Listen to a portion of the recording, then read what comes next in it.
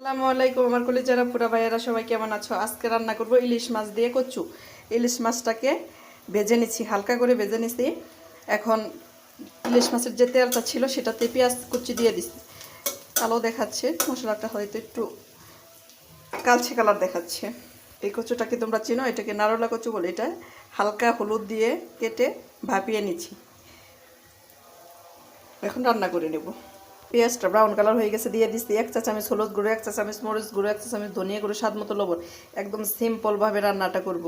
ইলিশ মাছে একদম সামান্য হালকা মশলা দিচ্ছি, দেখো সব কিছু মানে আধা চামচ করে দিয়ে দিচ্ছি।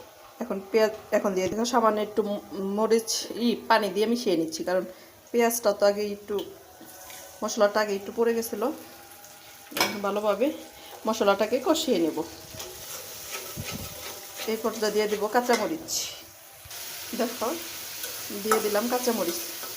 তোমরা চাইলে এইভাবে হালকা মশলা দিয়ে কচু রান্না করে নিতে পারো। কষানো হয়ে গেলে কচুগুলোকে দিয়ে দিব।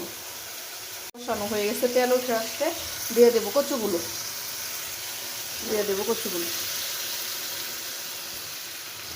দিয়ে কচুটাকে ভালোভাবে কষিয়ে নেব।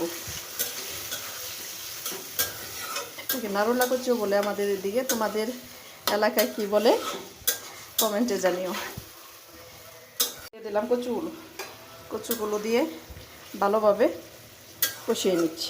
কাঁচামরিচের অংশটা একটু বেশি দেবে, কচু তো হলুদ দিয়ে কচুটাকে ভাপানোর জন্য হলুদটা একটু বেশি লাগতেছে, কিন্তু হলুদটা ঠিক আছে। এখন রান্না করে নেব। দেখো কচুটা প্রায় কষানো হয়ে গেছে, দিয়ে দেব সামান্য ঝোল। দেখো দিয়ে দেব সামান্য ঝোল।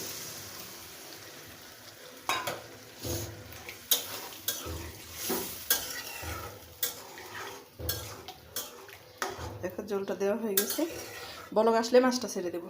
দেখো বলক উঠে আসছে, এখন দিয়ে দেবো সেই মাছগুলা দিয়ে রান্না শেষ করে চুলা থেকে নামিয়ে তোমাদেরকে দেখাচ্ছি আমার কচু রান্নাটা কেমন হলো।